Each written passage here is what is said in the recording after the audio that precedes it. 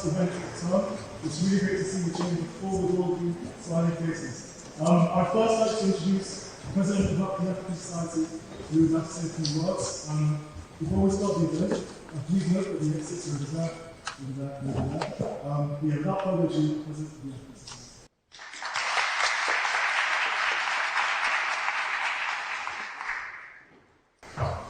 Hi everyone.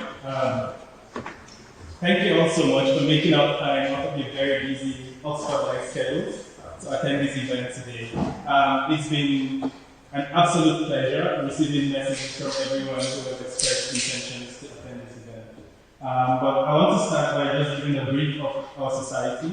So the Oxford African Society basically is the body that helps you to see things from an African perspective in Oxford. As a student here, you can attest to the fact that most of the rooms you enter, you might be the only black person there or something like that. So that's why we actually need the kind of society that we have. And basically what we try to do at every opportunity is to project Africa to the world. What we're trying to do is to basically let all of us know and to build our consciousness of how much we can advance our community, whether you're at home or you're in the diaspora. Today we are having this really nice talk. We call it the trends and prospects of Nigeria's economy and its implications on the wider Africa's ecosystem. As you all know, Nigeria is quite pivotal to Africa's economy. With a population of over 200 million people, you would understand that that's where the heart of the market of the continent is. We've had good times and bad times in Nigeria as a country. Most recently, we've been having quite some challenges with respect to security issues, educational challenges that have been reflected in things like the strikes by the lecturers, infrastructural challenges, healthcare challenges, and all of that. What's very critical at this point is that Nigeria is at a point of transition. Now, by transition, what happens is that there's usually an orderly transition of power from one government to another. All the candidates, all the contestants that want to actually take over the reins of power in the country have now come out to tell us that this is what we want to do. And what we're trying to do here is to sit down with some of these people and highlight what exactly their plans are and how we can all contribute to it. Now I'll go back to what Oxford University and what the entire community here is. When I look through the people in this room, I see thought leaders, I see researchers, I see entrepreneurs, I see people who are going to be change makers in the future of Africa and in the world at large. And that's the reason why we are having this conversation today. Basically what we are saying is, let's bring the leadership from wherever it is, and let's merge it with our research and with our thought processes, and with everything that we can do just to make sure that we contribute towards national and global advancement as a people. And that's what's going to lead us to what we are trying to do today. So today we're going to have Mr. Peter Obi.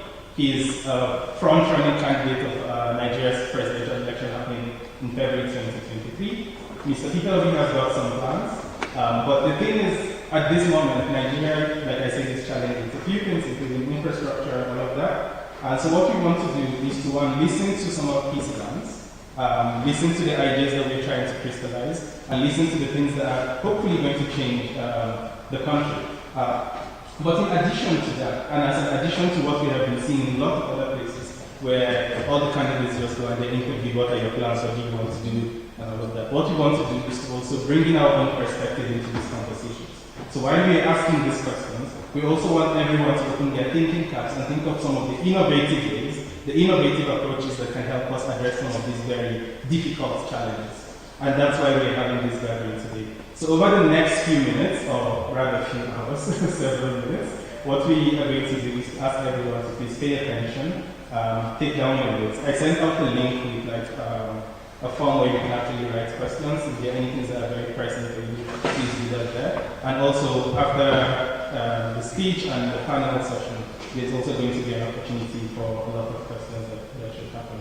And some of the things that we want you all to start thinking about, like I said, there's different ways of thinking about problems. Let's take infrastructure, for instance, as a challenge in Nigeria. I remember my experience once, moving from Enugu to Abuja, having in my head that the budget was going to be about 20,000 naira to make that entire journey, because at the time, I mean, that was the cost of fuel, and I just needed to fill my tank for one trip. At the end of the trip, I spent 300,000 naira. Now, what that showed me, I mean, I spent that money not just on buying fuel, but on replacing my shock and changing my tires and all of that because the road is bad. Now what that showed me is that while that is a non-consumption sector, there's a huge opportunity there that can actually be tapped. So while everyone is in this room, let's begin to think of, okay, how do we address some of these issues? And at this point, having brought that kind of challenge, I would like to welcome Joshua to take over with moderating the event and invite His Excellency Secretary to be with you.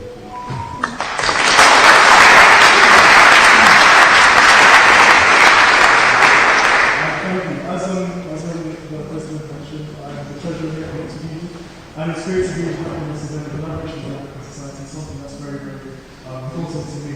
On to the main event. Peter Obi is a Nigerian visiting politician who served as governor of Anambra State between 2006 and 2014. In May 2022, he became the Labour Party candidate in the 2023 presidential election. He's noted for his support with young Nigerians who are known as OBIDIENT. Without further ado, it's an honour to welcome His Excellency, Mr. Peter Obi.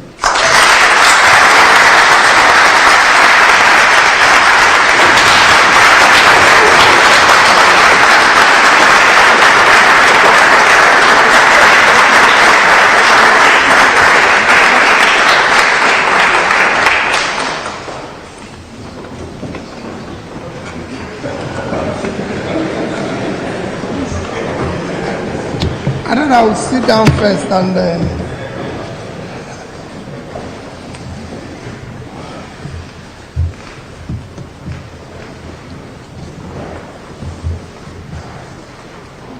You just welcomed me without telling me what to do next. Let me very respectfully stand on all due protocols. Mine is a very simple one. When I heard the president was talking and he said there was no instruction what to do or where to start and everything. So I thought maybe the president had done a bit of my own speech because he said the problems and everything. Well, let me most sincerely thank all of you for this opportunity. I know how busy and how things can be in Oxford. I've had the privilege of passing through this great institution in the past. I know it's not an easy place where you have time. Yes, there might be times we will squeeze out time to come on for such events. So I thank you for being here this evening. I thank you especially for inviting me. An opportunity of inviting some of us who are also going to be contesting. As the president has said, Nigeria occupies a very critical role in Africa and globally, as you can say, because according to IMF, it's the 27th biggest economy in the world. So it is not, if you have among Committee of Nations of over 180, 27 is not a small number. So it's important. In terms of population, it's among the 10 biggest in terms of population globally. So it's important that if you get it right, it will become a huge market. And in terms of productivity, if they contribute in their productivity, it will go a long way in building a better world. So from all indication, Nigeria is a country of interest and concern. And in Africa in particular, because our foreign policy remains Afrocentric. If Nigeria gets it right, and be able, working with other African countries, it will go a long way. But for me, as somebody who actually seeking to serve, I dwell more on learning. Because for a leader, the two ingredients I've learned from my own little experience is that you must always listen and learn. Because that's the way you can be able to give more. So when the president told me about keynote as well, I said, President, I would rather we do an interaction, and when I finish, then I can then talk about issue of making my final comments.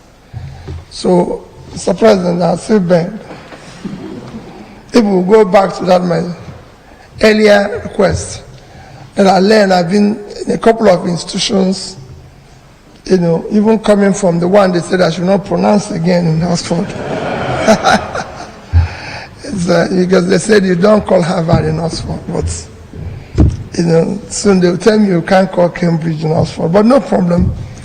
But so I'd rather prefer to listen to you, go through your questions and everything, interact, and then let the speech come when we have interacted very well. Otherwise, it's easy for me to have a written speech and tell you what I want to do. And I'm sure you've heard it, like I always say wherever I've been, that all those who are contesting today, we all have fantastic manifestos, well written, because it's easy to pay a consultant to write it for you. We're all going to speak well. We even have spokespeople that will help us to speak. The question now is, who can we trust that what he's saying he will do? So I want us to remove all this from fantastic, Queen's English, well-educated listen. In fact, whenever I go to places, and I thank you for that introduction, whenever I go to places now and they insist, we want to read us your CV, I say, don't read it. Oh, but we want to tell, I say, yes. Because they will now start saying, London School of Economics, Oxford, Cambridge, Harvard, and I say, listen, educational qualification is not a measure of integrity. I've seen criminals who went to very good schools all over the world with fantastic results and everything. So what we're saying is, who can we trust? Who is going to be able to have the political will to do what he's saying? So if somebody says to me, I'm going to fight corruption, for example, show me where you have in the past, considering the little you were given, manage it so efficiently. If you said to me, you're going to provide this, like you said, the infrastructure, is there any way you have passed? Because what are we doing now? Contestants say, we're looking for a job. And if you're going to apply for a job, those of you who are from Africa here are consigned. Those who are not, even from the world, are consigned. What we're doing as presidential candidates is applying for the job of being the CEO of the enterprise called Nigeria. And if you're applying for a job, you come with your, tell us what we can do, what you intend to do, how you want to do, where you've done it before. So we can go and verify and scrutinize and know whether you're telling us the truth.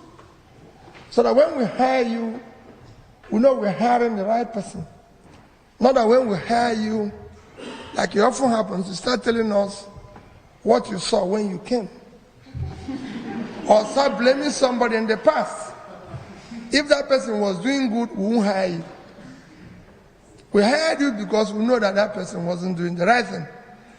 Like it says about infrastructure. So we know there's a problem with infrastructure.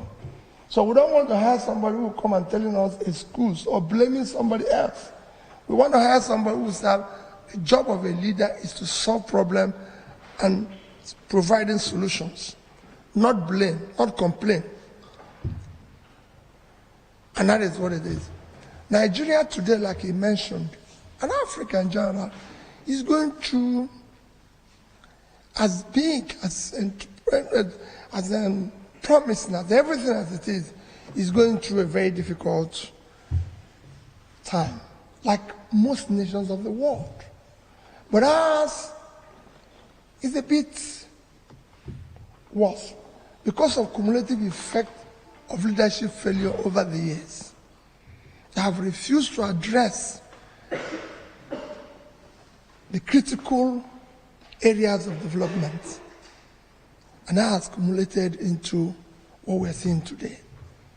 People complain every day, oh, this is happening in Nigeria. Talked about security, talking about infrastructure, talking about this. There's no country that will not go through what we're going through today if they are going through our phase.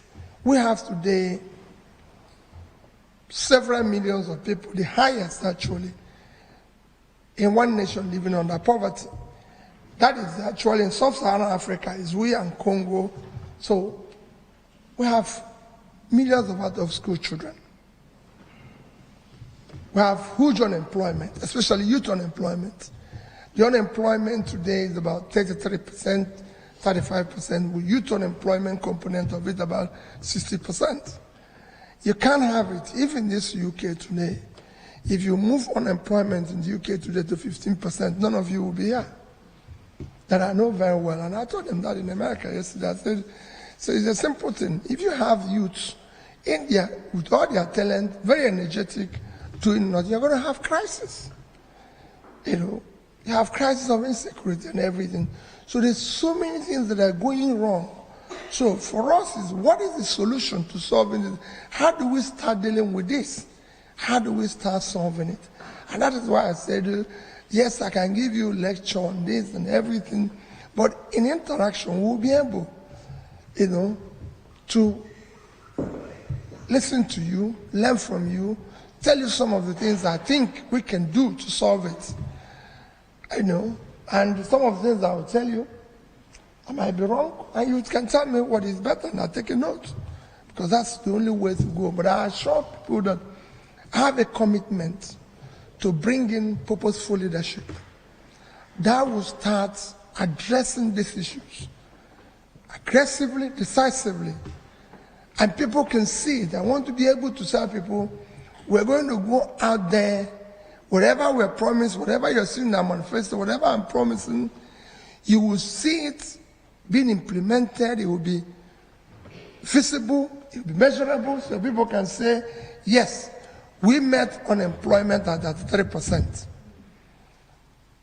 And we've been able to bring it down to this. Not that we met it and we're trying to say, well, this has happened, or start blaming anything for what. No. We want to be able to say, well, listen, when we came in, this is how much power we can generate and distribute. This is where we're going. And everybody can see it. It'll be measurable, no stories and everything. And I have to show evidence where it's been done in the past. So when you hear people, let's start with interaction. Let your team start. I'm here. I'm not in a hurry. Thank you. Thank you very much.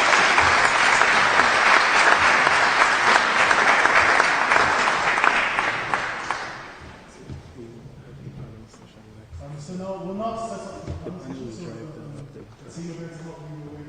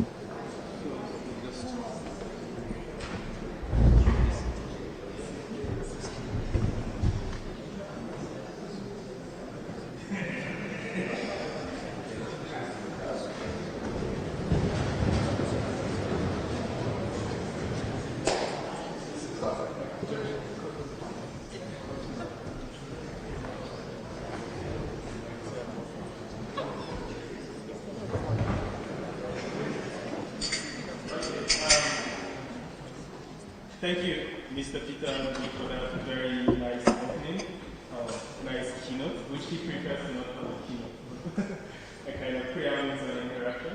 The next level or the next stage of our interaction today is going to be to introduce the panel.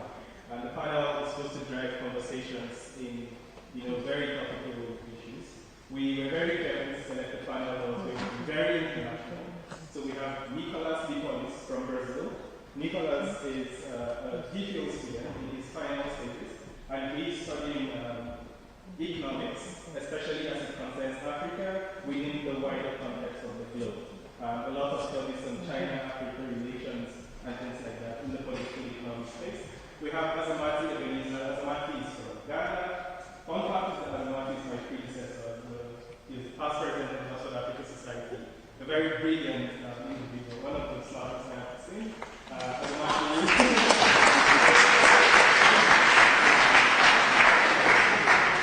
Azamati is an expert in international relations. As humble as it's difficult.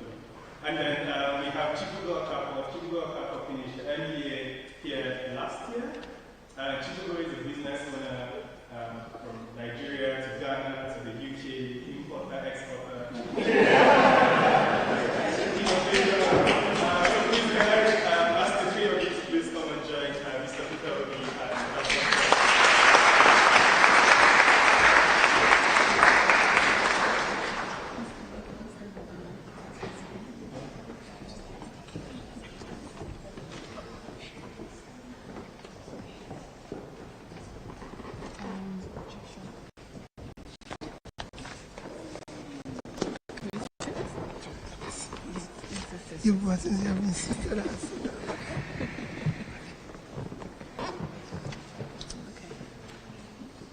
So thank you very much for joining us, Mr. Peter Obi. I think just drawing from your keynote speech, it's really nice to hear, I think as the youth in this room, leadership that is willing to listen and learn, which is quite different to our experience as Nigerians and also wider Africa. Okay. So we're just going to quickly change the seating arrangement, I think. sorry for So that the main character is in the middle. Okay. So it is nice for us to be having you here today and discussing these many topics. So we're going to range from security and conflict, the macroeconomic situation in the nation. I think as a first question, we wanted to kind of look at the MSc, the small medium enterprise space. So as mentioned, I'm an entrepreneur, and as a youth and a female, I'm not alone. 67% of youth are entrepreneurs in Nigeria, of which 43% are women.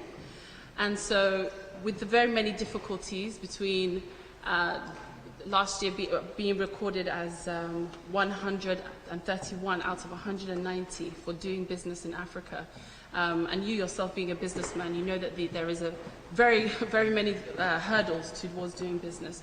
So I think the question really is, the very many reforms that have been put across and said to be implemented, but they're not being implemented, the rising diesel prices, the infrastructure that we have listed. What exactly are the solutions, or some of the solutions? Can we have some insight into some of the solutions that you think these MSc, small medium enterprises, can stand to benefit from you? Well, number one is to understand the position of MSMEs in context of development or a nation. The greatest contributor to economic growth in any nation, even in the Western world, is this sector. It is the engine of growth of any nation. In fact, it's more visible, it becomes more visible in a developing country, because this is where you have the bulk of your young people who are starting business, who are innovative, who are creative, who have everything. This is this sector. And I can't think of any economy that can survive without it. Like I said, in a developing world, if you use countries after, let me maybe choose a number of developing countries that can compare with Africa, Nigeria in particular, because of the large population. You think of about Indonesia. MS means in Indonesia, actually, in terms of employment, is almost 90% of the people that are employed in Indonesia is employed in this sector. It contributes over 70% of their GDP. In the biggest economy, in terms of the second biggest economy, I know America is the biggest economy, but in terms of productivity and biggest economy, today you can call about China. In China, MSMEs contribute about 60% of their GDP, about the same in productivity and employment. China have 800 million people employed. MSME does about 60%, which are 540 million. In urban areas, it's even higher. And the same thing is what they contribute in their revenue. If you look at the budget of China, which is, last time I checked, it was about 4 trillion annual budget, out of which 3.2 trillion is from tax. 50% of that comes from MSMEs. So you could see their position. That is the position that we need to aggressively tackle in Nigeria. And you said there have been a lot of programs. You know, when I was talking here, I did say that we're not short of well-written programs. We're not short of well-written manifestos or documents. Then you will fill this place if you want to fill. In Africa, we have well-written programs in Nigeria and everything. But what is lacking is institutionalized institution to drive and implement these so-called beautiful policies and programs and the political way. So these documents are written, signed, and everything, and nothing happens to it. I'll give you an example. Africa, Nigeria in particular, was signatory to Millennium Development Goals in the year 2000. The United Nations sat down and articulated what they can call a visionary agenda for developing nations. All the nations of the world signed it, including all the African countries, Nigeria in particular. This was supposed to, the first phase was from 2000 to 2015. China went back to China and mainstreamed this agenda into their development from local, regional to national. And in 15 years, from year 2000 to year 2015, was able to pull 439 million people out of poverty. India put 207, and so was Vietnam. But the reverse became the case in Nigeria because as soon as nobody remembered it, it was just after the signature, the paper was brought back and thrown somewhere. And that's the end of it. Yeah. So Africa created more poor people, threw more people into poverty. What did they do? That's where MSME came in. They supported MSMEs, small businesses, entrepreneurial businesses, and everything. So, what we are going to do, ask, is that is a transformative, purposeful leadership that is committed in doing what it says, walking the talk and saying, we're going to do this. And I can give example. I've done it in a small way as a governor of the state. When I came in and said, our first problem is education. Because when you're talking about development, which MSME comes in, you talk about development, you talk about HDI, Human Development Index. And these are three components of it. It is health, life expectancy, education. Very, very critical. Number one for me is education. Number two is education. Number three is per capita income. These are the three things. So when we started, we adopted this NDG and said this is our goal, strategize how we're going to deal with it, starting when education, because everywhere I go, people talk about building infrastructure, even as President was talking. The first infrastructure you need to build is the human infrastructure, because that's what drives all our infrastructure. If you don't put your resources and money into education, forget it. Because it is when you educate the people that they're able to build the other things. You can't start building anything without education. So when we started, we said, listen, we can't take this. Our schools must change. We must change everything. It must happen and all that. And we're number 26, 27 in Wayaka Neko. You can go and verify. By 2011, 12, 13, we're number 1.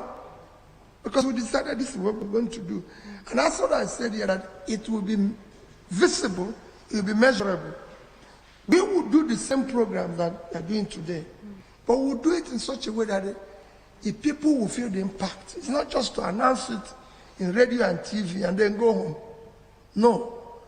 We will be able to say, we said we're going to reach 1 million, and we're going to reach 1 million people. And people will see it. If we say we're doing, say, something along the agriculture, we want to see the productivity in terms of, okay, we've supported this. This was what it used to be. Look at our support. If we say we're going to deal with the issue of energy, power that you said, we should be able to say, when we started, we was generating, distributing 5,000. Today is 7. And people can feel it. Not just saying it in TV and saying it, and arguing with everybody. You don't need to argue. If you say, if there's no power here, if you bring power, you don't need to tell people. As governor, people used to tell me, we do that. I said, people are passing the road. They know the road was not here before. So why are we going to spend money to commission it again? The people who are passing the road know the road is not here before. People know the schools have changed. So they don't need to say it. I was at an event yesterday, and Chimamanda told a story of how he met a student, a senior prefect, and the senior prefect told that as a student, she had my phone number, and they thought it was just for the sake of it, but that the young girl showed her test exchange between her and the governor.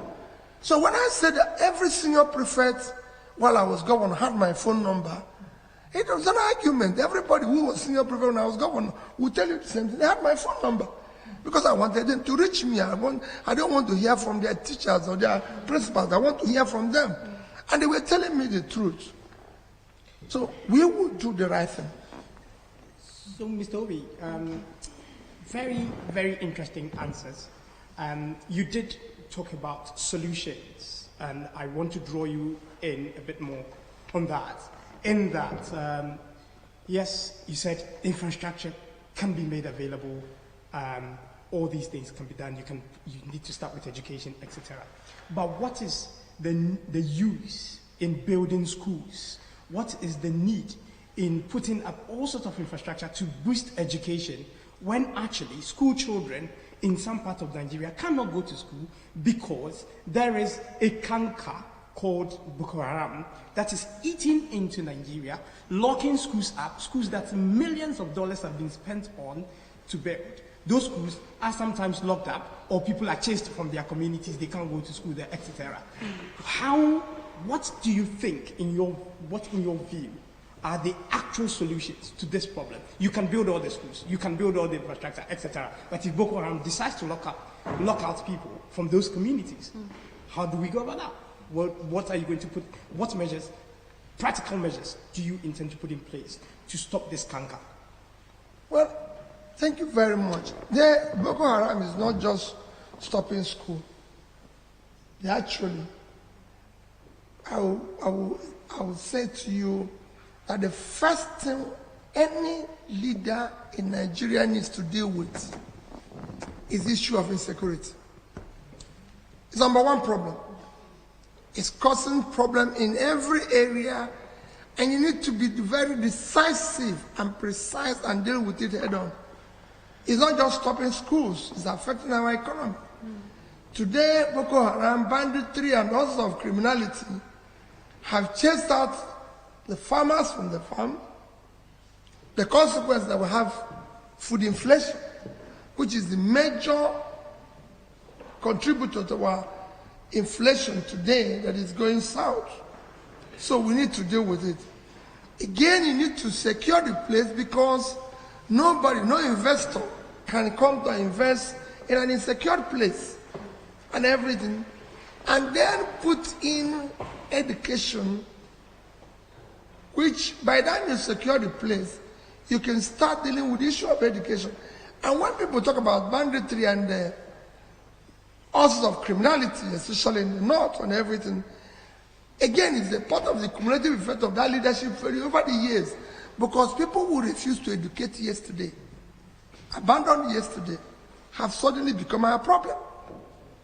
If we had educated these people, trained them, it would have been different. So what we need to do now is to aggressively go back to secure the place. And people will say, how are you going to secure it? I will review the entire security architecture. It is doable. And make it to be responsive and responsible. What do I mean by that? You have to be a definite position, and somebody must be responsible. And if you are not doing it, out. Let somebody else do it. So you can do that. You can secure it and put in place and make sure that all these people that Boko Haram is chasing away, that they are able to control it and invest more in education. You can do it. It's doable. It's something that, like I said, you'll be doing. People will be seeing it. It will be happening. Yes, Mr. Obi, and I would maybe add this one on, and then Nicholas can come in with a question that is a follow-up to what I'm asking you now. But if you look at the Nigerian budget for 2021, $4.8 billion was assigned the defense sector, which was a rise of 14% of the previous year's budget. That was $4.3 billion. Yet the Nigerian military and the entire security architecture continues to bemoan the lack of resources as one of the major reasons for which it is unable to tackle the insecurity problem in Nigeria. Interestingly, there also seems to be, there may be a lot of ironies in Nigeria, but one of the biggest ironies for me is the fact that Nigeria's security institutions, especially the military, performs incredibly well in international peacekeeping missions around Sudan, Liberia, Sierra Leone, mention them. However, it comes to Nigeria, and then the army commanders are like, no, we can't do this one. And I ask myself, how are you able to do so well in other people's country, but in your own country you cannot do anything? So, what I'm driving at is, do you have any specific practical steps that you intend to take to ensure that the security architecture performs as it is supposed to? Because Nigeria has the largest military in Africa. Thank you. It's exactly what I said earlier, is to make it to be responsive and responsible. What you asked is what you said is the right thing. Why were they able to do this and then they can't do it within Nigeria? And I can give you an example of that. I always tell people that the teachers that were teaching when we were number 26 and 27 were the same teachers teaching when we became number 1. Nothing changed. But what changed? Leadership. I've come to learn in Nigeria and Africa, people don't do what is expected. They do what is inspected. So, you're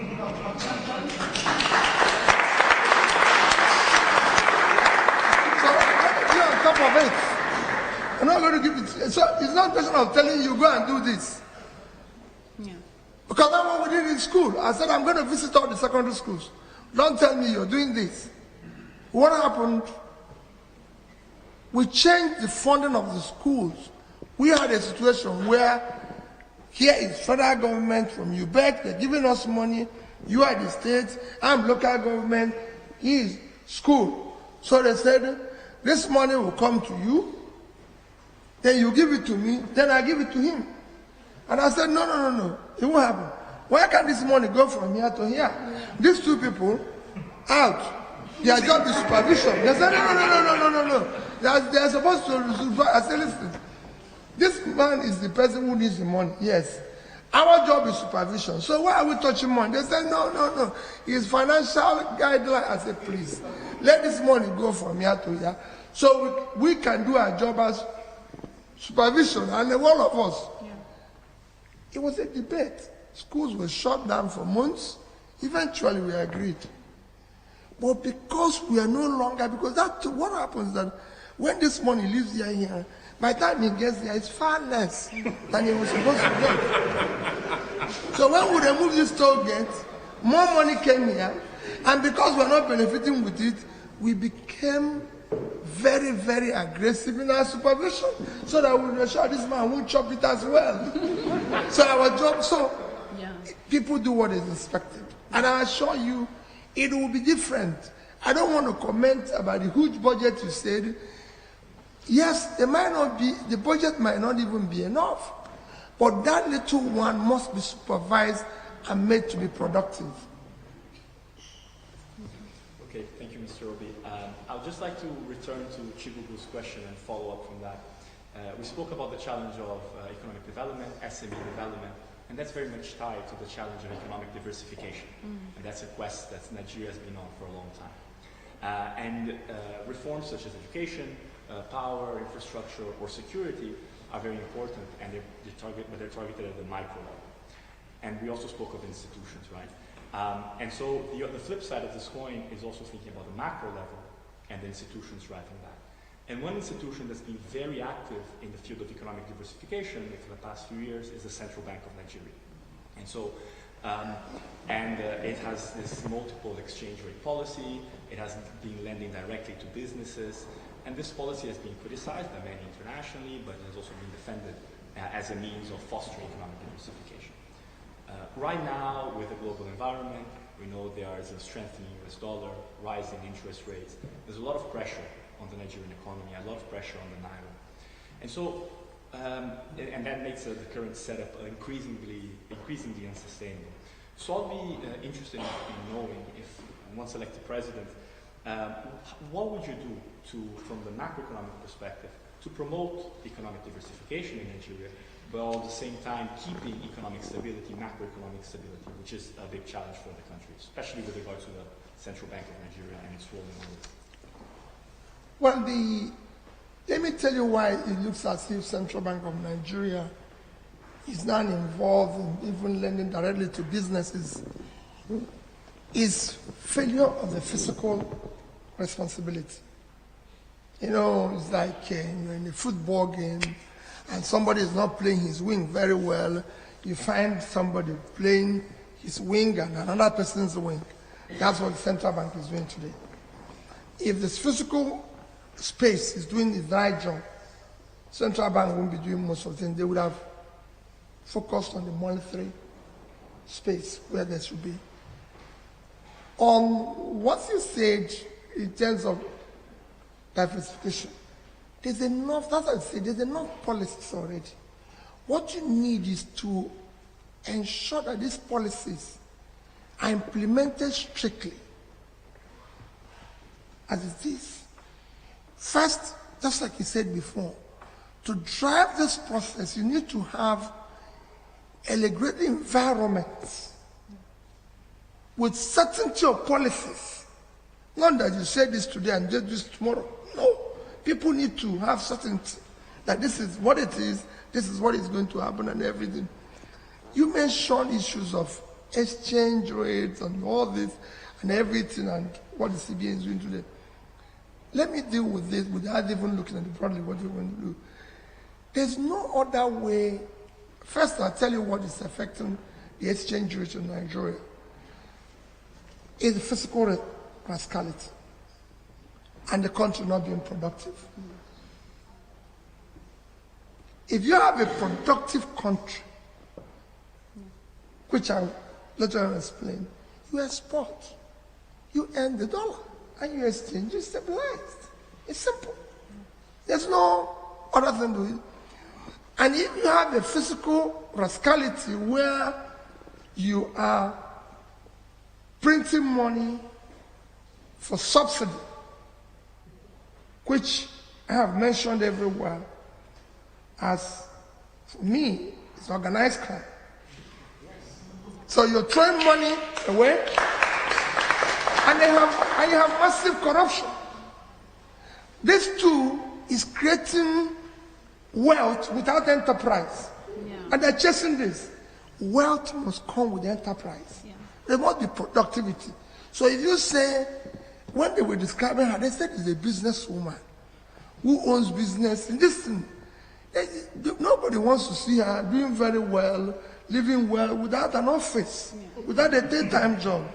That is what you don't want to. Any country where public office holders, politicians are richer than business people, forget it.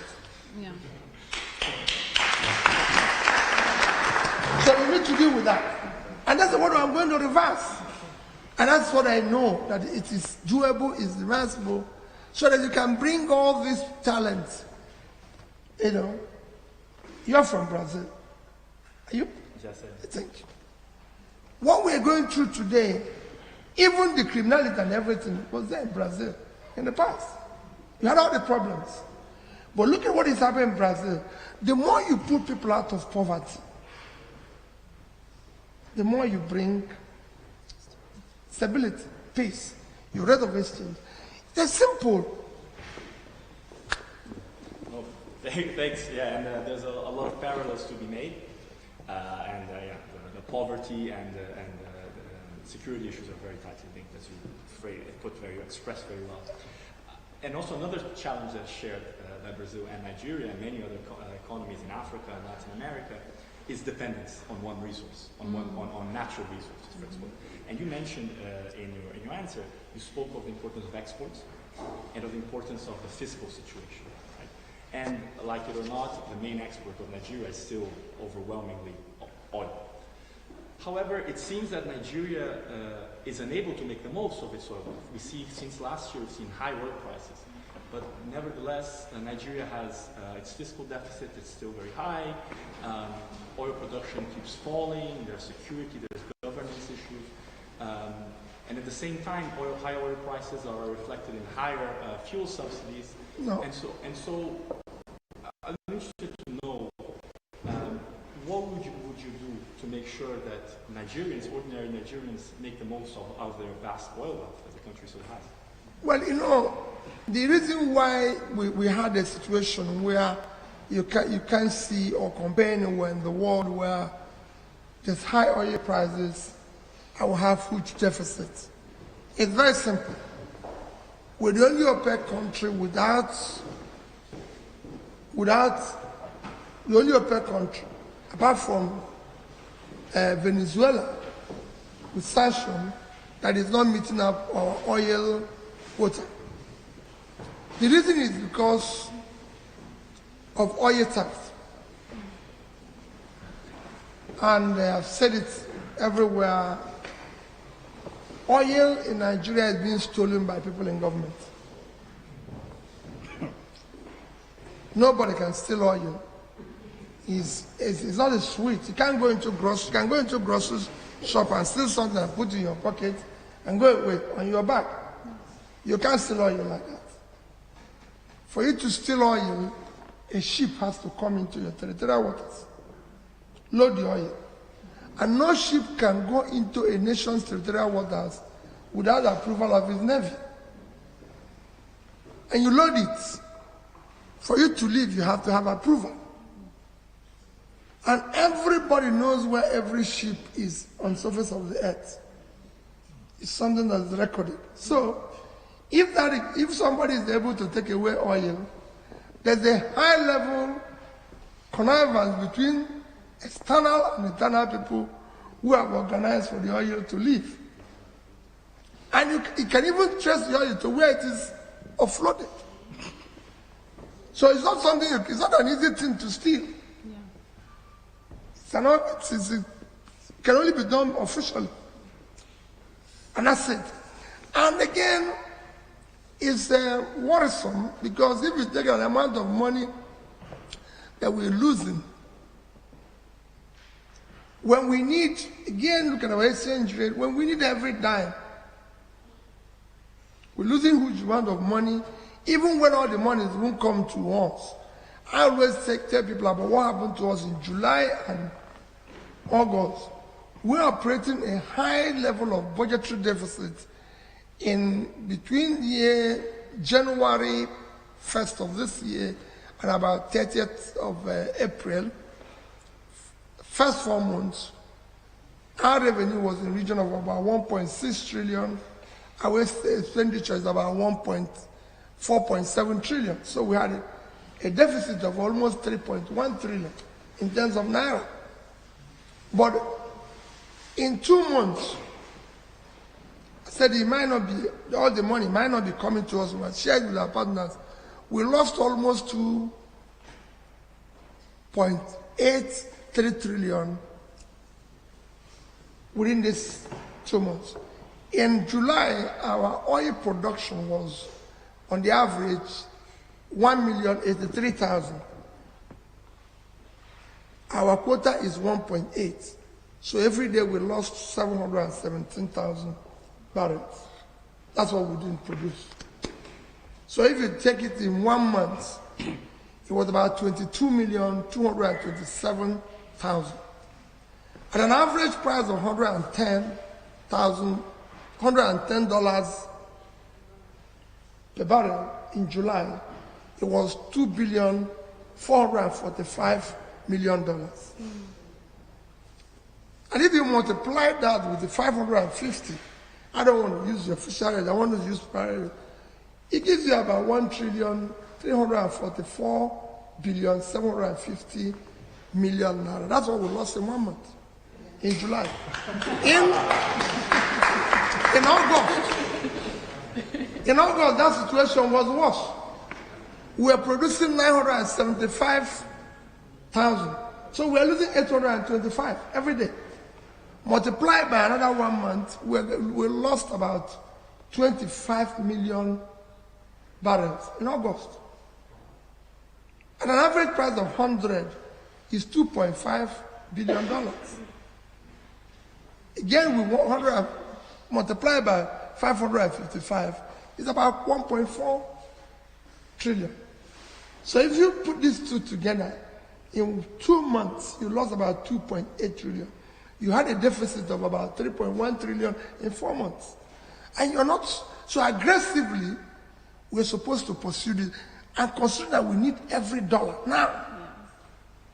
However, that's why I said it's official stealing. Because if it's not official stealing, we have 200 million in population. We have about 60% youth unemployment, which is about 20 million youths don't know where the next meal will come from. Is it not pipeline? We go and stand everybody on the line there and make sure that nobody takes 1 barrel of it. I'm prepared to go and stand on the line, all of us, because this is the only resources we have. But because people who are in government are stealing it, they don't want to. And when you say it, everybody is looking for a way to put P2B in detention. This man is causing trouble. This man. But you're saying this thing. Since we know this thing is missing, not all of us go and man the pipeline. This is not pipeline. If we stand there, who will take it? Well, they won't want us to do it because people know those who are taking it. So it's very easy.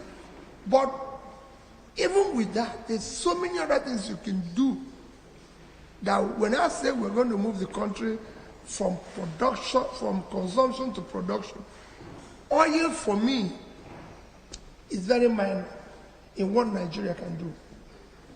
It's the least of our problem in terms of productivity. Today, we live on a vast land. Nigeria today, just like Brazil, Nigeria today is we're living on about 925,000 square kilometers of land. 200 million people. Our export last year, you are 250 million. Our export last year is about 10% of your export. It shouldn't be, because we have vast uncultivated land. Yeah. I usually go to a particular state in Nigeria, Niger State, we have a huge fertile land, and it's about 76.3 thousand square kilometers of land. Niger State, they can feed themselves, they can do anything. I always compare it with, say, Netherlands. Netherlands without water is about 33,000 square kilometers. So Niger State is 2.5 times Netherlands. Netherlands last year did an export of $120 billion. And Niger State is waiting to share money from oil. And what they get is 4 billion. What they get is 4 billion a month, which in a year they get 50 billion. If they were able to feed themselves and do just 1% of what Netherlands did, in a land with winter and everything, if they're able to just do 1% of it, is $1.2 billion, which if you multiply it, the rate that we use today is 650, they will have about 750 billion, 5 times their budget, but they're waiting for 50 billion. So that's why I said we must move the country from consumption to production. There's a lot Nigeria can do. We don't need to wait for oil. With Vietnam, with half of our size in population, which is 100, they are 100 million, we are 200 million. They live on a third of our land. Their land space is 331,000 square kilometers. The total export last year is about $312 billion. Ours in official rate is about $47 billion. And if you use the real rate, it's about 30. We can't be doing 10% of what those with a third of our land, half of our population is doing. And what did they export? They exported electronics, manufactured goods. They exported clothing. What is in clothing? Wait a minute. We have food tellers that are doing very well in Nigeria. They did this $32 billion worth of clothing. That's twice what we earn from oil. The footwear, they got even more money from footwear than we did in oil. So forget oil. For me, I'm not going to focus on oil. I'm going to focus on how do we get this vast land cultivated? And it comes to what it's going to do. We're going to put money in it. We're going to put everything, power, money, in hands of the young people. We have energetic, talented youth that can change the world. But nobody has supported them. Nobody has cared about them. Instead, they are being called all sorts of names and everything. They tell you, oh, they're doing some kind of criminality or the other. That brain and energy they're using to do all those things, if you reverse it, they use it for something positive. I'd just like to pick up on the point you made about young people and the point made about alluding to corruption in terms of the law. Nigeria has an incredibly young population, and there's an even younger population in the diaspora. People like me who grew up in the UK, Nigerian heritage, but grew up in the UK. How would you encourage Nigerians such as myself to reinvest into Nigeria, and how can you encourage trust in the government? Well, very simple. If you're talking about let me deal with what you mentioned about corruption. There's nothing difficult in fighting corruption. I'm not a saint. And nobody is. We're all just trying to. But I always say to people, if the principal person, which is me, for example, is not stealing, or you reduce your greed, because often it's not just stealing, just people steal what they don't need. So you reduce your greed. Because when somebody starts owning houses all over the world, it's madness. Yeah. Because they don't need them. So, if the principal person is not stealing, your family and those around you are not stealing, you reduce it by 70%. Because you are going to approve what they will steal. So if you're not taking, nobody will take it. That's one thing I can tell you. I was governor of a state for 8 years. In that 8 years, I will show you something that my head of service wrote. Very fantastic article where it says stinginess as a development strategy. If you're not stealing, in the 8 years, we didn't owe one supplier. We didn't owe one contractor. They are left office, have executed his job. And if you go, and I give an example, we were number one. I became governor in 2000 of MDG in 2008. But by the time they finished in 2015, we were number one in terms of MDG implementation in Nigeria. So we lost 7 to 8 years, yet we were number one. I've told you what we did with our schools. If you go, those who were in secondary schools will tell you, if you go to our secondary schools today, you see 2 buses. When we went to HP to buy a computer, I ordered 1,000 desktop every day. They said, we've never seen this type of order in Africa. We said, we're going to pay you. We have all the things. We did a few things, which I won't say there, but go and verify. But the day I left office, I was not owing pension, gratuity. I've cleared all the outstanding gratuity. We're not owing salary. We're not owing contract. We're not owing anything. And we had in 3 banks, 50 million and over dollars and over 10 billion naira for the state. We had in Diamond Bank $50 million and over 10 billion naira. Had the same figure in Fidelity Bank.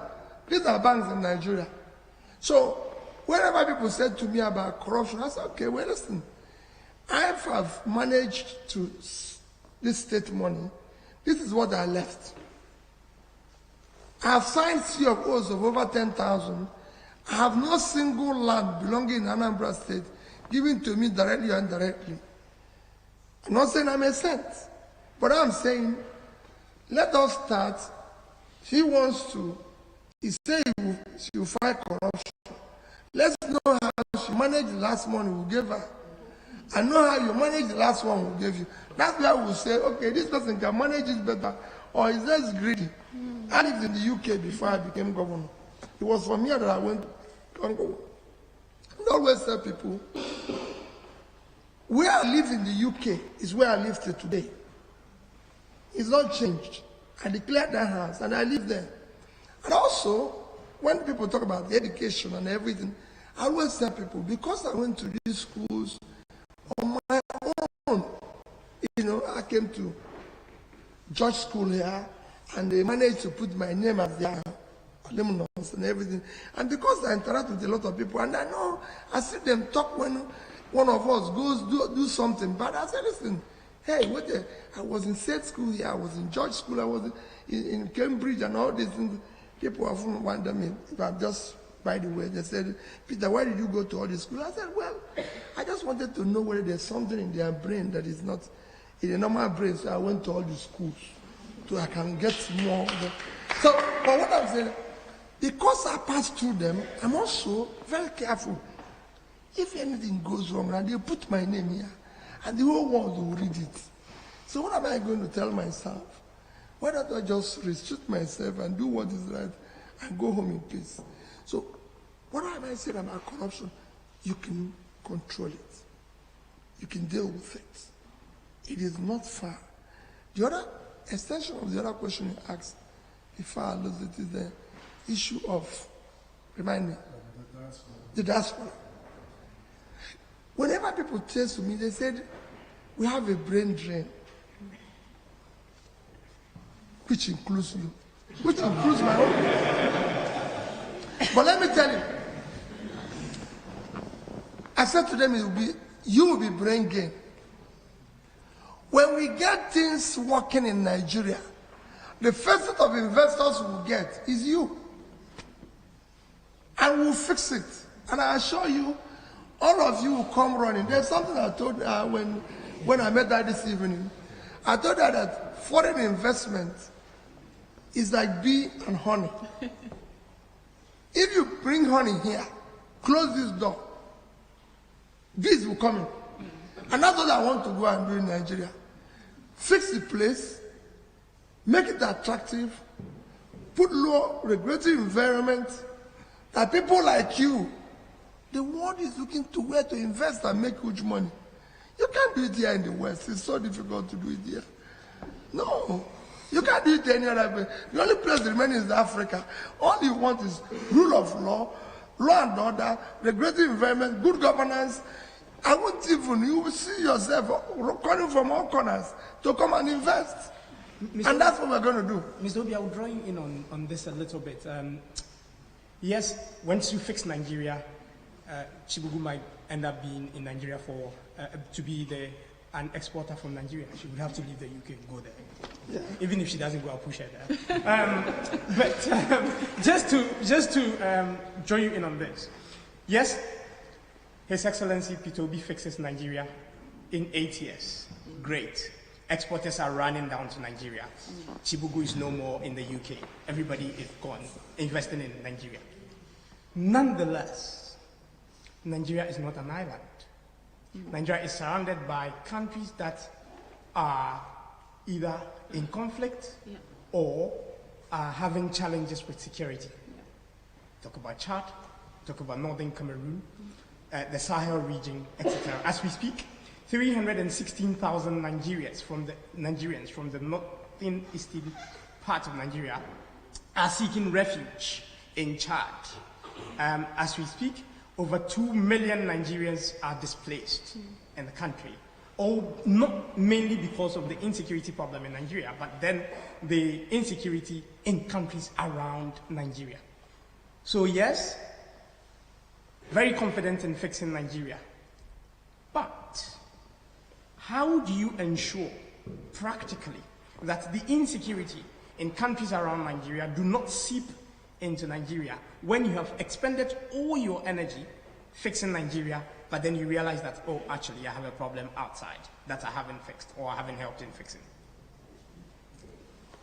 Well, I said our foreign policy and relation will remain Africa-centric.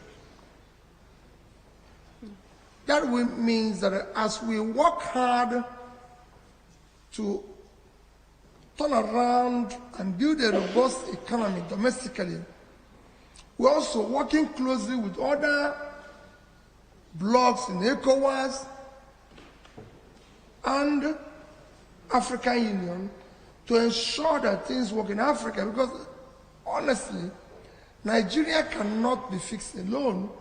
Other African countries, that's why they formed African peer review mechanism. We need to compare notes. We need to be sure. Whatever I say about Nigeria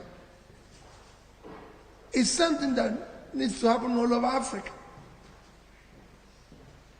We need to have leadership that are purposeful, transformative, and committed to change all over Africa.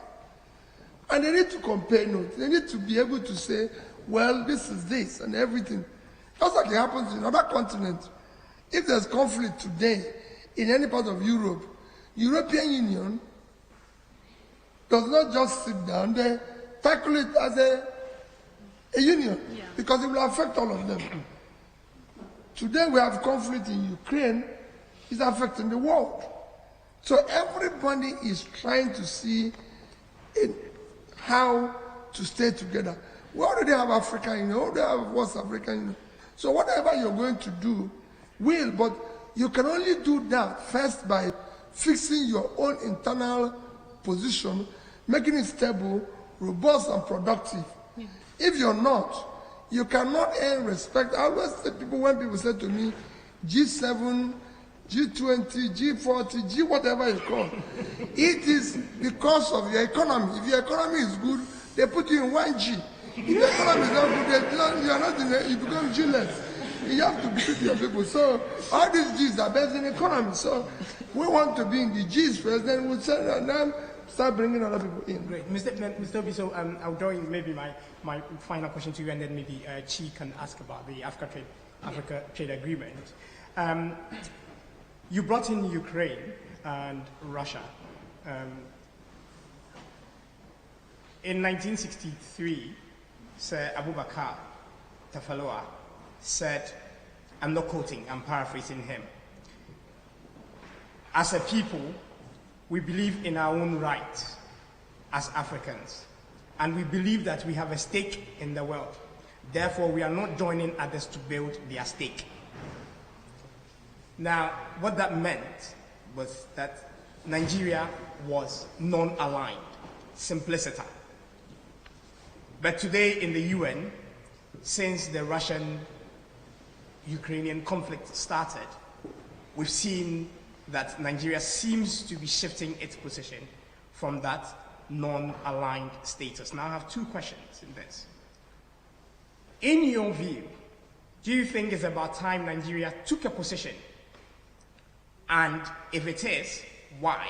How will it be useful to Nigeria? Then the other question is, if Nigeria is seeking to be a permanent member of the UN Security Council, which it has been doing, which it's been seeking since 1986, how does that help Nigeria if it is shifting it in a dream forever? Well, my position is that 1963 is a long way to remain where you are in 1963. That means things have changed, that you can no longer, positions government take and everybody, one thing that is constant is change. One thing that is constant is, and when I mean change, transformative change, that things grow and everything. There's no way, when I went to school, we take notes. I've learned to copy notes. I didn't know anything.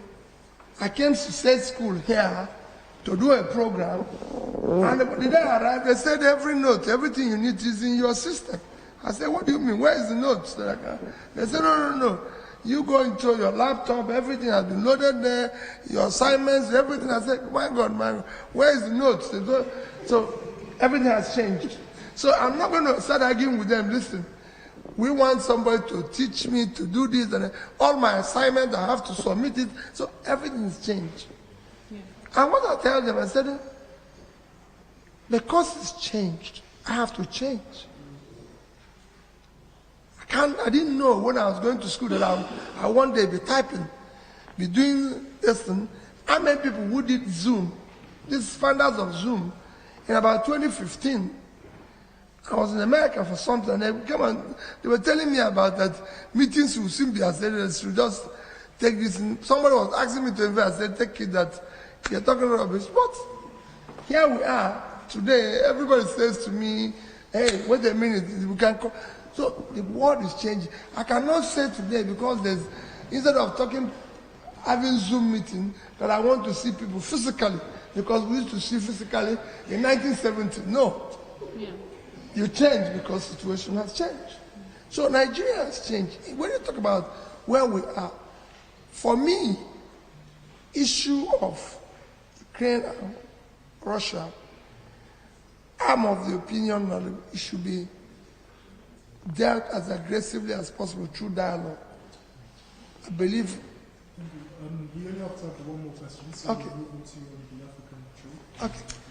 Well, just in line with change being constant, the recently signed African trade agreement, looking at Nigeria, the African Regional Integration Index, we scored quite poorly. There's poor trade integration within the African nation. Nigeria's largest trading partner is China, and I think about 3% of imports coming in from other African countries. How do you plan to foster, multilateral trade with other African nations so that when you have, refined or reformed those internal structures within Nigeria, Africa at large is able to benefit off of that as well? You see, inter-trade within Africa is very critical for Africa. Yeah. In terms of trade today between continents, within every continent, Africa is the lowest. Yeah. It's far, I think, about 5% or so. Every other continent, Europe is over 60%. In South America, in America, North and South America, it's almost 50%. In Asia, it's almost 40%. In Africa, it's 5%. So, for you to do that, it will help the overall Africa. Africa today is a population of about 1.4 billion, the entire Africa, with a per capita of about $2,000. You need to trade is at the heart of turning it around. Africa today needs to grow its GDP to a minimum of about 10 trillion. It needs to increase its per capita to twice what it is today, which is the minimum average. You can find in other continents that are talking about. Of course, in Europe is about 30,000 for the whole of Europe. And you look at the productivity and intertrade, it will surprise you. It's a continent like Europe. Europe is the total of about, the total population is a third of Africa. In terms of land size, it's the same thing. But in terms of trade, intertrade, and everything, they're about 10 times or so. There's gaps. And these are things you can do in order, when Africa intertrade, when Africa becomes productive, it will go a long way. After is something I will embrace. The reason why it is as if Nigeria is dragging their foot in after is because we've not fixed our internal position. Yeah. So when you have not fixed the internal position, you don't want to. It's like when somebody says, oh, let's come out for competition. You say, no, I'm not prepared, because you need to train your own team and be ready for the competition. But the other person is saying, okay, let's come. So we need to fix it, and doing it is not rocket science. It's something you can do. If Nigeria today can increase power, production, distribution, I can assure you just power. If you deal with this one physical asset, for every 1,000 power you add, you could add probably, for every 1,000, half to 1% to your GDP. So you can aggressively pursue this. You can bring the intangible assets of rule of law, law and order, which is, I talk about the regulatory environment. There's nothing that is in the UK here. The biggest contributor to the UK GDP, I live here, is intangible assets of rule of law. Because you're sure that if I buy a house in Oxford, or I invest in a property in Oxford, if I do anything in Oxford, if anything goes wrong, there's a place I can go and complain, and somebody will listen to me. If somebody sells land to me, or seller says to me, or I buy a company, I'm not going to have a problem. Nobody's going to charge me for power that I didn't use. Nobody's going. So everything has to be. If you bring all these small bits, which are intangible, you change the place. Thank you, Mr. Bishop. We're going to move on to audience questions now. So please raise your hands and I will call you. Wow. We only have, I thought we were finished. Should we start? we only have, Wow, gosh. So many we questions. don't have long to ask questions. We only have 10 minutes. So please keep your questions short, and if you stay with you can, please stay. Please keep your answers brief as well. So I look to Bishop, please project as well. Okay, thank you, Mr. Peter. My name is Adebisi Adinfe. I'm studying for Master in Public Policy at the University of Oxford. We know that leadership is different, and you have communicated so well to us the dream about Nigeria. If elected as president of Nigeria, you cannot do it alone. One set of people that we have continued to overlook in question to make a change in the country is civil service. My question to you is, what is your perception of the civil service in Nigeria today? And how do you want to work with civil service to achieve your dream for Nigeria? Thank you. Thank you. Yeah, thank you very much. My name is Chioma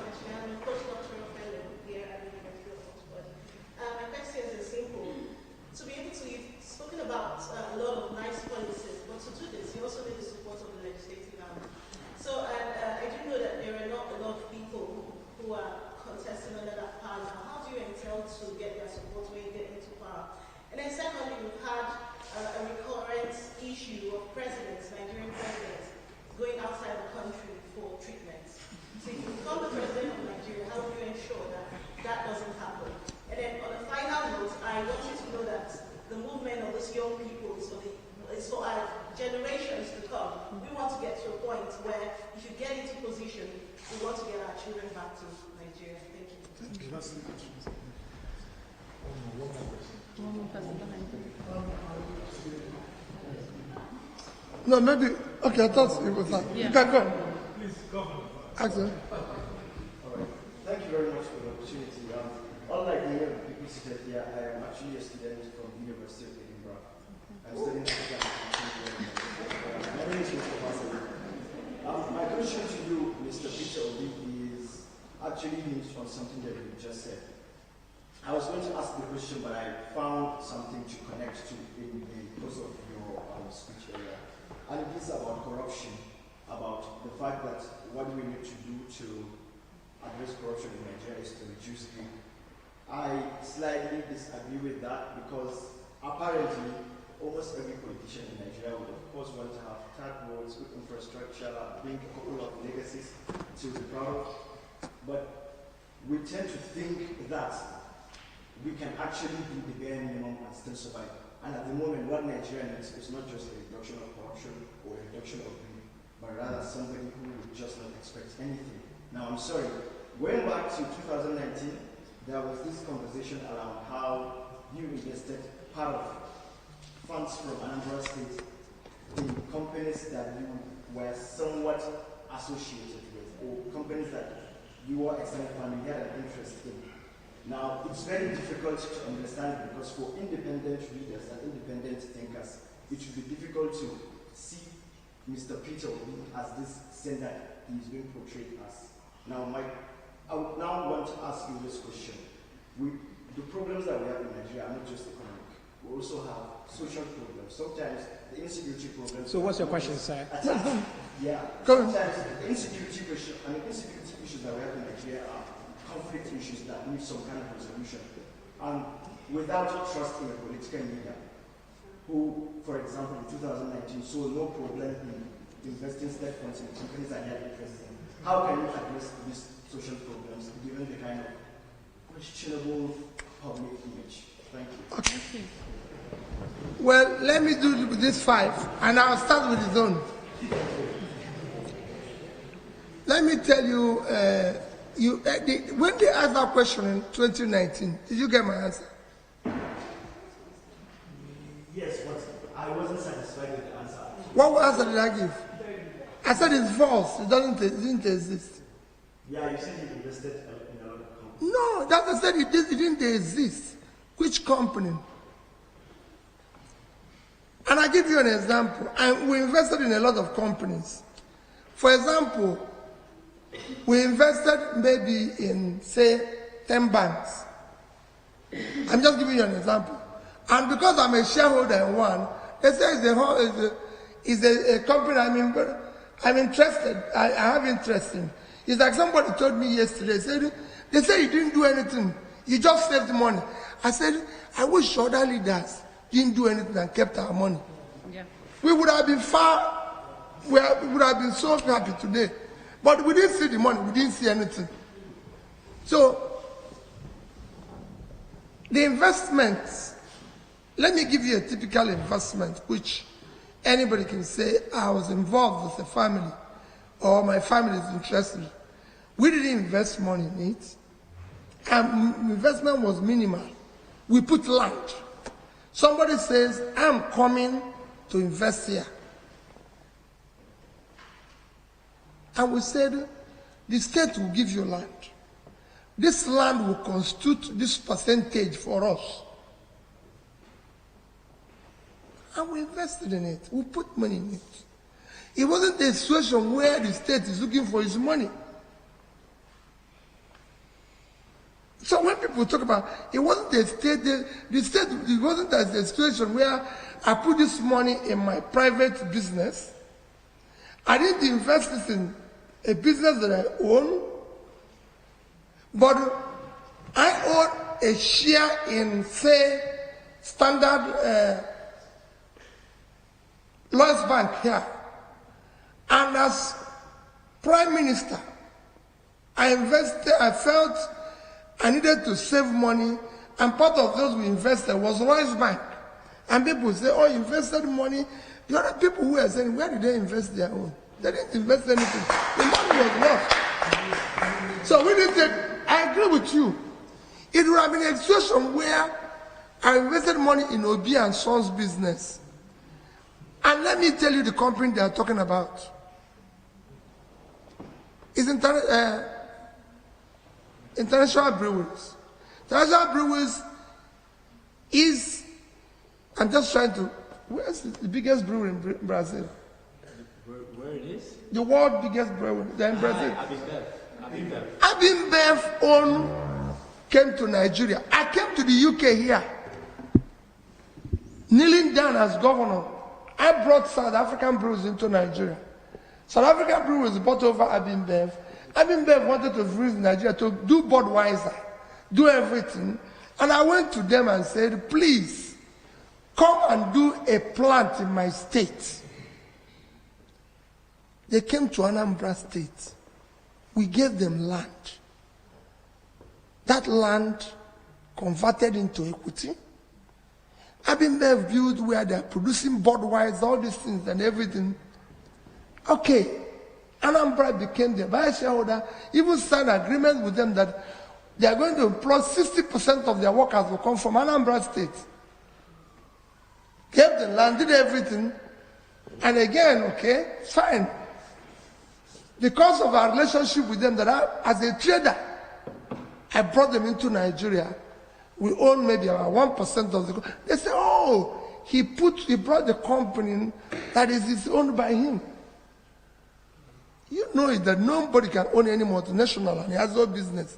So that's it. It's not Obi and Sons. It's not good to Obi and his children. So when people talk and everything and all that, and the money invested in it is there. It's clear where the money came from, and the investment is there. Everybody can see it. Let me tell you, that facility is the highest taxpayer in Anambra State. I want people to tape it. It's the highest tax in terms of income. It's the highest taxpayer in Anambra State, employing 60% of Anambra people. Nobody's getting that type of job. But it's good for the clarification. So I want you to trust me. Let leaders of Nigeria invest our money where we can see it. Keep it. Even if they don't do any work, keep the money. Even in religion, I'm a Christian. In Bible, somebody didn't, they said, the man said he would have kept his money if he knew he was a wicked man. At least he can find his money. Thank you. We'll move on to the next question, please. Thank you. This one is long. The rest won't be long. You know, on medical tourism, I can tell you, issue of medical tourism, as governor, I have not had the opportunity of traveling out for most times, quite frankly, when people talk about medical tourism, it's not as people make it look. For me, people in government don't know. We have fantastic doctors locally. I live here. I had the opportunity of going to hospital here. But I can tell you, I've never been to hospital because I'm usually not sick, you know, but I've had it. But I've had cause of having a very minor, yes, because when I told them I'm going to stand here, they said, oh, everybody has to sit down. I prefer to stand, but I've had cause to have a minor procedure here. But what was shocking is that the doctors here didn't know what was wrong with me. It was doctors in Onitsha who said to me, you need to do something about this. Just remove it, if you can't now. And I came here, I saw doctor here, and he said, look at what they told me. He said, yes, we can do it. I said, okay. He referred me to somebody else, who is again, a white person. He said, yes, we can do it. I booked for hospital, ready to do it. The day I went into that hospital, guess what happened? 2 black people turned up. No longer the doctors were telling me, and the 2 black people, one is from Imo, one is from Ondo State. So, we have enough doctors. We have people who can do these things at home. It's psychological. Let me not say things that make people say, oh, want to go to this place, go to that place. Some of those places we are going, we have better home, but we need to improve. Yeah. By improving it, people will stay back. In issue of legislative arm, let me tell you, the legislator in his constituency, there's criminality, there's issue. You can work with them, and that person who talked about civil servant, I'll tell you the same thing. The civil servant, I said here, are the same thing. You can do what is inspected, and they will. I showed something. Can I have my phone? I told you something. My head of service for the first 6 months. You know, when I became governor, within the first 6 months, I was impeached. They threw me out of office. Because they didn't understand what this man is trying to cause. And everybody was happy with it because, hey, I was a driver carrying passengers who have since passed their destination, and the only thing they can do is to remove it. But I always show this. My head of service, uniquely, very uniquely, I'll tell you, very unique, wrote something that is when I started this journey. My head of service is one of the best trained people, a son of a famous judge in Nigeria who was respected. And when I came into office, every day she was there crying, people are not happy with you, people are not this, because of what we're talking about, civil servants. The civil servants are not happy, they want to go on strike, they don't want to, oh no, what is this man? Where did they bring this man from? This man is here causing confusion all over the place. So were legislators. Not one came from my party. So I was working with parallel people, and everybody was complaining. And that was the basis of my impeachment. Because they said, whatever I wants to do, it was cutting costs. I was saying this cannot happen, but I'll show it to her. Look at her name. My son Ngozi Meliform, head of service under Governor Peter Obi. Look at the topic. He said, can you read it out? Stinginess as a development strategy. Stinginess of them. So while I was shopping every day, everybody was complaining. But what happened? After 1 year, I started paying off the gratuities they were owing. Started paying off the pension they were being owed. They were everything, and they were, where did he get the money? I said, it was not your money that I saved. Because when I came into office, the office of the governor was consuming about 30% of the money. And I said, no, we'll bring it down. Education, 10%. Health, 10%. Road, this. By the time we see resource allocation based on IMDG, office of the governor was left with 4%. So I needed to chop off everything. Governor of Anambra State does not need a lodge in Abuja. He doesn't live in Abuja. No. We don't need a presidential lodge. We don't need this. We don't need this. They had even, like in Nigeria, they have what they call office of first lady. My wife didn't contest the election. Nobody voted for her. It wasn't part of it. So why are we going to have office? 2 of us are very close. I said, okay. She knows me and my wife are like this. When she's looking for me, it's my wife that she looks for. I said, since 2 of us are one, let's hold one office. Let's close down this one. So save money. And that was why we found money. But that didn't go down well with people because they have office advisors to the first lady and everything. You're advising somebody who have no office, no nothing, everything, just to create confusion. The civil servants will do what you want. So is legislators. When you put things and you're doing it transparently and everything, like she asked a question now, there's nothing wrong with the question he asked. I said it here, I'm not a saint. But I have shown considerable evidence that this is what I did. Those who are claiming, where did they leave money? Who are they owing? So let everybody come and tell us what is done, and then we'll take it from there. Thank you. Thank you. Unfortunately, that's all we have time for today. Mr. Obi, I'd like to thank you for joining us here at the Oxford Union. I'd also like to thank the President of the African Society for joining us. I need to do the But yeah, thank you everyone for coming. No. Who's going to do his closing speech? We will have the OBIDIENT. Of course. Yeah, no, he's going to do his closing speech and then we'll close. Well, let me start again by thanking you for this wonderful time. Basically, what the appeal I'm making and as I go around, I said it at the beginning, that there's a lot of us who are applying for this job to be CEO of this enterprise called Nigeria.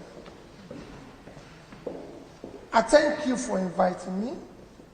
And I know you've invited other candidates as well.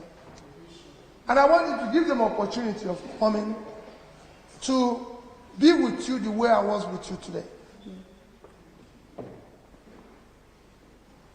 Listen to them. Let them not send delegates or representatives. When people campaign here, I asked people in America yesterday, when Obama was talking, was he speaking through spokesperson? No. They said no. When Liz and everybody, all these people were campaigning, they come through spokespeople? No.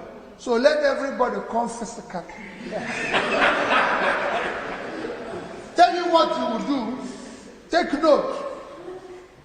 Because what happens in our place is that, so you can tape in. What happens in our place is that people come, tomorrow he says, I didn't say it, it was my party or somebody who said it. We want to listen to them what they want to say. Nobody goes for interview. All of you go one day looking for a job. Nobody's going to go for interview for you. You go physically yourself. So we are now looking for a job. It must be a physical appearance. If they like, let them even do it through Zoom. But they must be interviewed directly. But I prefer that they come here. There's enough way to come here. You know, there's train. Somebody, I've already bought train ticket when somebody offered to drive me down. This train is very easy. If you come out of train, this is state business school. You can come anywhere. If you want bicycle, there's enough bicycle in Oxford to drive you around. Anything you want. So let them come. Don't allow them to. Next year's election in Nigeria should not be based on ethnicity. Please, I'm begging you people, for those of you who are Nigerians, and for those of you who are Africans and everything who are supporting Nigeria, do not support any ethnic group against the other. There's no ethnic group in Nigeria that buys bread cheaper than the other. They are all suffering. There's insecurity everywhere. North, south, east, west. You here have the capacity in your own little way to contribute. The society will keep him quiet and allow them to abuse today. Will only do one thing. You want to come back. No, you can't come back because there's no place to go. I want you to come back. If you don't help to change it, it will take revenge on you and your children. God bless all of you. Thank you so much.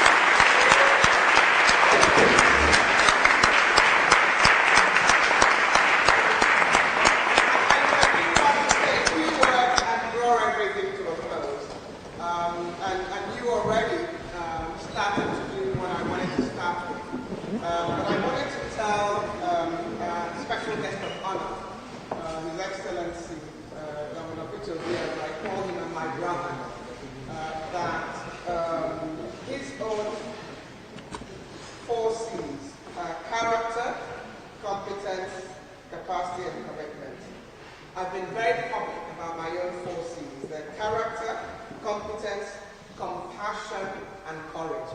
And many others have their 4 C's.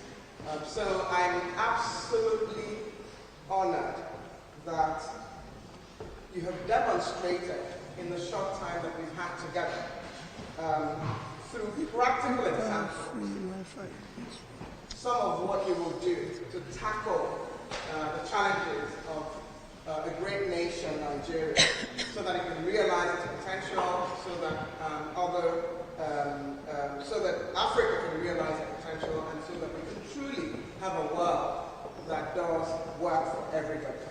But I just want to add that there is one other attribute which I would like people to see that you've shown, which is E for energy. I don't know how you do it. Because I think you traveled to 4 or 5 cities in the US. You were in Nigeria on the 2nd of October, traveled to 4 or 5 cities, and these are commercial flights. And you arrived today in the UK and in Oxford at 3:45 p.m. So you've got an absolutely amazing energy. The other thing I wanted to say is that if we left it to Governor Peter Obi, as I've always referred to him, we served on the economic management team of the president together when he was governor. He would be here responding to every question that each one of you has asked. But the Oxford Union has been absolutely wonderful, and I want to thank the president of the Oxford Union and all of the team, there was somebody upstairs and others, and the man who's wearing the red, who's been guiding the students who have organized this through this. And we have to be respectful of them because we need to make sure that we vacate this premises, this beautiful historic place in a few minutes. So that's why we're not able to take all of the many questions that people are asking. I also just want to say, especially to the Oxford Union, a big thank you. So please, if you can join me in giving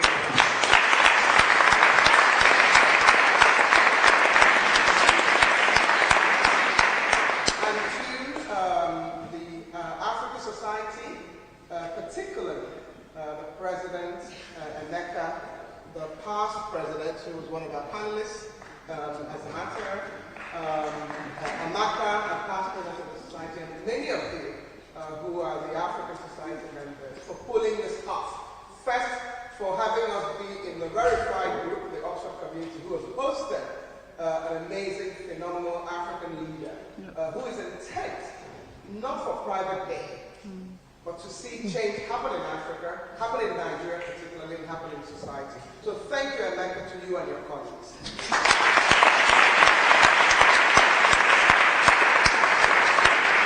And to the panelists, Nicholas, Azamata, Chi, Joshua, I am so excited about what the world could be with people like you. I hope each one of you, in your own time, will be leaders in your country, leaders in society, because what you demonstrated through the issues that you raised today, for me, is phenomenal. I'm so, so proud. So please give the panelists also. And to my brother, and His Excellency Governor Peter Obi, as I continue to refer to him, I hope I can say President Peter Obi. I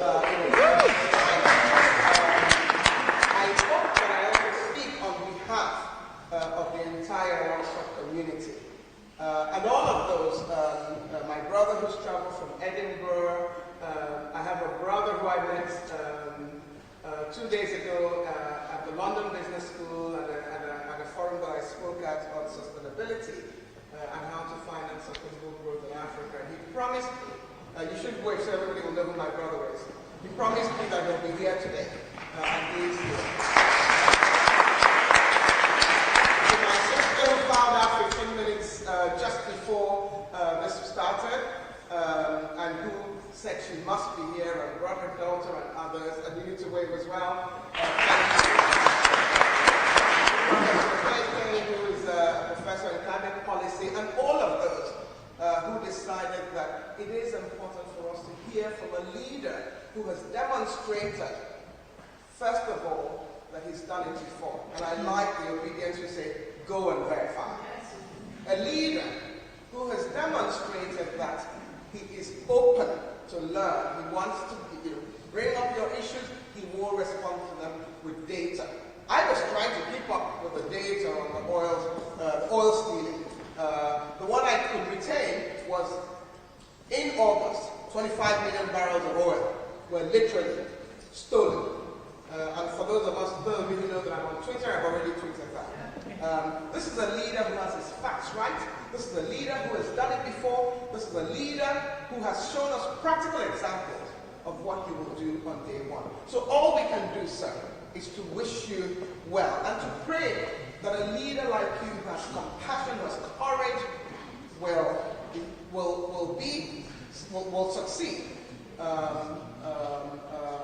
in leading a nation like Nigeria, which is so important to society. I do want to then say, please join me in applauding our special guest and also applauding yourself.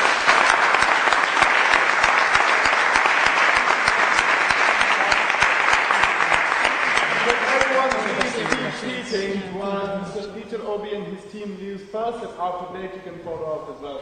And once we step outside of the courtyard, those who want to take a picture with Mr. Peter Obi can just all come forward, because from here it is. In an orderly manner. Yeah, it is in a very orderly manner. Would you people want to take pictures outside? Thank you very much, sir. Appreciate it. Please tell me how to look at it. Can you look outside so that I can take off the mic outside?